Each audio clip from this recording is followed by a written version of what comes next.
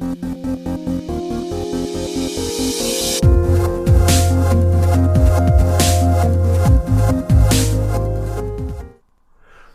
and welcome to the Startups of London podcast. I'm your host Ozan and the founder of Startups of London. Today I'm joined by Alex Bakman, CEO and president of Snappii. So Snappii with the app in between the SN and the double I's. It's really interesting name. I think Snappii creates apps in a snap, so that's kind of the slogan there. And I've been doing some research before we had Alex on as a guest. So as far as I can see, Snappii empowers business professionals to build and manage sophisticated business mobile apps with in-house resources. No coding required, no IT help required. And Alex has a set of interesting experiences. I'm looking forward to the chat with him. Welcome, Alex. Thank you. Thank you for having me. So you started your career as a systems engineer and slash developer in IBM in 1985, right? Yeah, actually, I started working for IBM in artificial intelligence research in the early 80s while I was still in college. So and then went on to work on Wall Street. So in 1985, I was born on 1986. So you were working in IBM before I was even born. That's something. So I have a lot of questions. I'm sure I'm dating myself. That's all right. I think that's a good type of dating.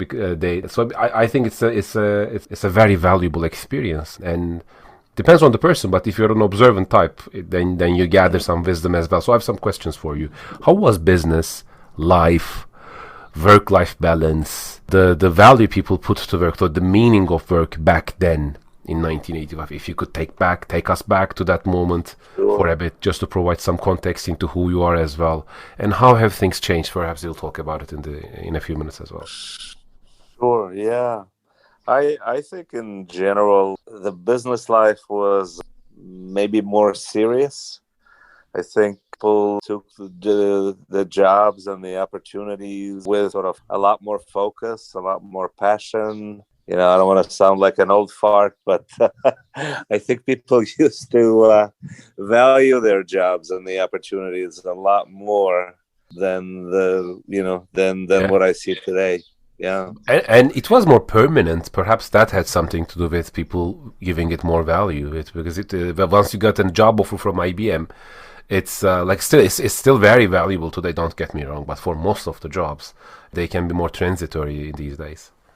Absolutely, yeah. I think that people had more of a longer term outlook. And job security, although I think it's always been exaggerated and overrated, I think there was a little bit more to it than that. There was less mobility in those days, but in general, I think the work ethic was better. Yeah, I think people were more focused on the career, maybe less so on the personal life. At least for the people that I was hanging out with. That's interesting, because as a reaction to those years, and a lot of people in my generation have grown up in places where the parents usually have been in a different dynamic with work and life. Then we have the term work-life balance. It's a term for the late 90s and early 2000s, I think. The work-life balance thing, but now it seems we've let go of that entirely as well with this whole pandemic situation. Everyone working flexibly, remote, freelancer. It's a new type of a balance in which the boundaries have completely melted. So it has all its difficulties, I think. Yeah, I think you're right. I think post-pandemic, with 4.5 million people quitting jobs in November. The Great Resignation, isn't it? The Great Resignation, right. Yeah, I think it remains to be seen, but for entrepreneurs, I think it's a bigger and bigger challenge to find the right type of people to surround themselves with, to work with. I think that's the work ethic is not what it used to be. It's more international. We can access more people, but the type of quality relationships we have with them has evolved. But perhaps we'll circle back to this idea. I just want to jump onto the no-code, low-code thing as like keeping in line with the introduction we have had here. Like things have changed and they will keep on changing, but especially when it comes to creating digital products, not only the products themselves change, but the way we create the digital products have evolved as well. They themselves are digital products. So how has the no-code, low-code industry changed in the last few years, if you take a zoom in to these days?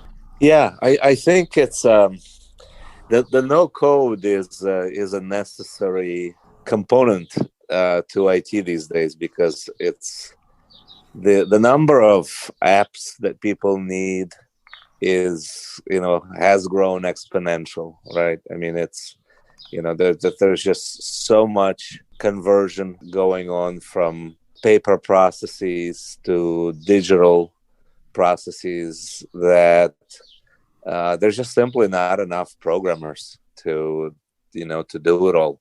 And there's so many apps to build. The challenge is basically is to try to enable most technical end users. I mean, it's obviously not for everybody, but most technical end users, if you provide kind of the real kind of building blocks environment that's obvious, that doesn't require necessarily kind of a programming background, then it's doable. But frankly, it's a mixed bag. We have all types of customers. I mean, some customers want to roll up their sleeves and jump in and build themselves, and other customers that are just happy to pay us to which is also fine. So it's certainly, the no code is not a panacea. I look at it more as an enablement for probably younger, more technical people who want to build the apps themselves. And it's also, frankly, an enabler for us, Snappii, to create more apps faster, less expensively, because we don't need to utilize coders to build customers' apps. And, and that has a lot of value, right? While we are at it, what is the business model of Snappii, if you could? Yeah, so the business model is, basically kind of a twofold. There's the do-it-yourself component that you mentioned, right? And then there's the custom app component. There's a charge. There's a monthly charge based on the number of users. Yeah. The apps are open and customizable and easy to change.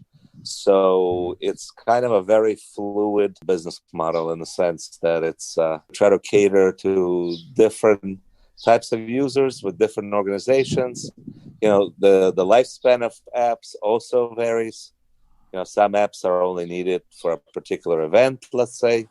Other apps are more of a kind of a core business process that the company performs. So, we, from a business perspective, we're basically a SaaS model with a recurring revenue stream.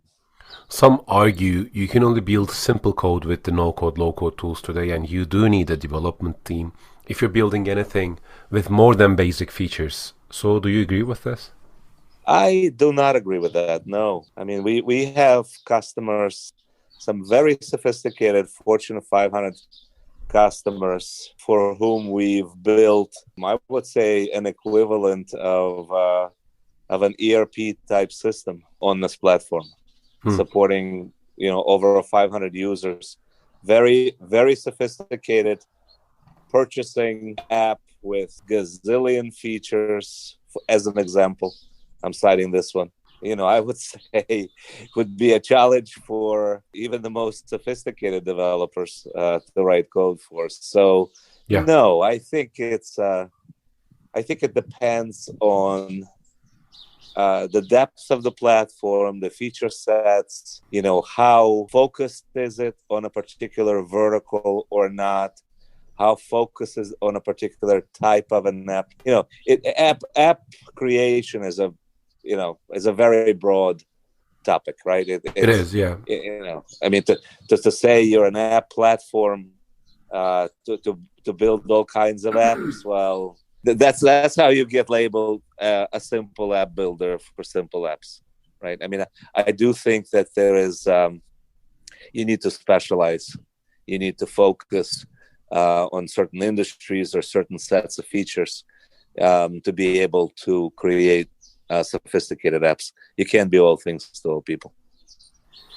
I agree with that. So, how does it work? How does the back end work? Do you have a scaffolding in place that you do? Do you have a code base in which you perhaps use some modules and some components, so it makes it quicker to build the apps when you provide the service? So, how does the production process work? If you can give us a brief overview. Sure, absolutely. So the beauty of this thing is that as a user, you never see the code or deal with the code. Your whole world of app creation is basically very visual. It's essentially kind of a drag, drop, and configure to achieve the desired behavior. You select from a fairly broad palette of, let's call them modules, widgets. You can think of them as anything, but essentially building blocks. You configure them to do things that you want them to do, without having to see the code, write code, touch code. I firmly believe that if you're dropping somebody into code, even sort of some of the low code tools, it's you're asking for trouble. Some of them can be very complicated. It's not very straightforward. But I think you're right in saying some of it is geared towards the more technically minded people who also like the DIY stuff. But that's I've worked in corporate settings as well. That's not the usual stereotypical corporate person, I would say. So there's a different. There's definitely a B2B and a B2C dimension to this, and you're more B2B focused. Am I getting that right? More, I would say, B2B. Yeah. Mm-hmm. And you've worked with different companies, the business, and this brings me on to my next question, which is, how did you discover the need for a business like Snappii, and how did you validate it? I know you've worked as an entrepreneur, and I've seen from your LinkedIn profile that you've built 4 businesses, grew them, sold them, incredible success. Congratulations, by the way. So thank you. I'm sure as a seasoned founder and entrepreneur, you appreciate the importance of validating an idea. I didn't know, maybe you are the type of person who has an instinctual gut feel and it's always right, but I'm not one of them. I'm usually wrong. So I try to validate my ideas. What was the situation with you there and Snappii? It's a combination of instinctual, and then of course there's no substitute for validation. It's just simply recognizing that the mobile devices are ever present, that that's truly the next computing platform on which businesses need to deliver services, and just recognizing the human programming limitations, shortages, and the number of apps that need to be built being exponential. And the rest is really just empirically, focusing on certain verticals that, where, as I like to say, find high value problems, right? There are a lot of apps to be built, but they're certainly not all high value apps. So what we try to do is, target those markets where, an app can truly bring huge payback to the business. And what markets are they usually? We participate in many markets. We have a lot of apps. If you open the App Store and look at Snappii, you'll see a lot of apps in things like construction industry, transportation, and logistics. We like very much. Yeah, I'll just give you an example of what's a high value app. We have many customers that are in transportation, specifically in heavy haulers. Mm-hmm. So a business problem was that the truck drivers are on the road. They're literally logging paper around in a binder for a bill of lading and other types of forms. Yeah. They are gone for weeks, sometimes months at a time. And the customer cannot be invoiced until the bill of lading is signed and delivered to the office, right? So imagine how much time would go by when, before the truck driver shows up with paper. Maybe he made some mistakes along the way, and maybe some information cannot be found, and the customer needs to be invoiced. And by the way, for these guys, an average invoice is $40,000-$50,000. Mm-hmm. So, for this particular customer and others like him, we've been able to accelerate their invoicing, from 180 days to about 60 days. Because now, when he delivers the load, the customer signs on the app, and the bill of lading is fully electronic. Everything gets delivered to the office, so the billing process can begin. And by the way, many of the mistakes are eliminated because there's no handwriting involved, right? And so, for these types of customers, we're able to, deliver huge savings. We're talking, six-digit savings by taking a very important piece of their business process, Mm-hmm. and streamlining it. So that's an example of what a high value app is. I think that's a great example, and it's perhaps a neglected part of the market, I would say, when people think technology, apps, digitalization, and so on. They focus on these very upmarket industries, from gaming to social media to digital publications and so on. But in reality, although they're a big part of the market, if you look at the entirety of the market, just any business report, any industry report, you would see industrial systems, raw materials, textile, automotive, aviation, transportation, logistics industries like these are very, very dominant because they have a huge size, and they are perhaps underrepresented in terms of their digital transformation. So I can see the potential there, and it's good of you to capitalize on that. So if we can zoom out from here and focus on your level of involvement. So I would like to get your experience and find out valuable bets from your experience for other entrepreneurs there. And in that context, let's talk about governance and how have you managed the companies, how have you managed the businesses in terms of what type of a business structure do you build? Do you work with freelancers? Do you work with full-time employees? What is your physical, actual execution responsibilities, or are you more of a hands-off type of a manager? And perhaps we can conclude with what do you think are the key points to look out for when building a great team today in today's dynamics? Mm-hmm. Certainly, yeah. So I guess this, as far as the company organization, we're mostly full-time employees, although we do use some freelancers. I don't get hung up on the structure too much. Sort of, you need to focus on the business, right? You gotta. Agreed. As Jim Barksdale used to say, back in the day, Jim Barksdale, you probably remember, as he was the Netscape guy, okay. the first browser company. Yeah. So he used to have a favorite saying, "Let's keep the main thing the main thing." That's good, right? And the main thing is about customers.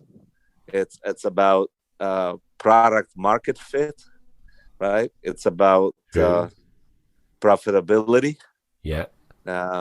It's about support of customers. So that's where that's where I spend most of my time worrying Mm. about those kinds of things. At least at our size. I mean, I can appreciate if you're talking to an executive that's running a $500 million business, then governance and all of that is obviously takes on a whole different meaning. But for entrepreneurial world, you have to stay nimble. You have to trust your intuition. I mean, most of the time, your intuition is right. You're dealing with issues, different issues, different day. That's what makes it exciting. To some people, nerve-wracking, but that's kind of the reality of the That's the fun of entrepreneurial it. world. Yeah, to some people it's a headache. To other people, it's the spice, right? Yeah. So yeah, and then as far as people, just surrounding yourself with passionate, hardworking people. The no BS. I have a no BS rule. Mm. With my programmers, everybody, it's I'm technical enough, so they can't BS me too much. But it's people. Nothing has changed there. It's about having good people, honest and open communication, both ways, um, and sharing the passion. And then I think most importantly, being honest with people, right? Because I think at the end of the day, there's absolutely no substitute for being honest. Honesty and integrity and trust is the foundation of any company, and the most important thing. If you don't have that, sort of everything else, you do is going to be not up to par. That's so So true. That's so true.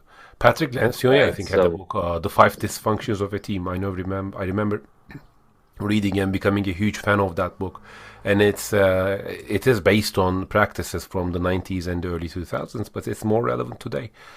Basically, being vulnerable enough along your teammates, so you keep that honesty. You don't feel like you need to act, which ties back to what you said, the no bullshit approach. Because if you don't know something, your only two options are A, bullshit, B, be honest about the fact that you don't know it. So, mhm, and to do mhm, B, you need to also be okay with the vulnerability aspect. You need to feel safe. You need to feel you're not going to get judged or humiliated within that culture. So you can actually choose option B over A.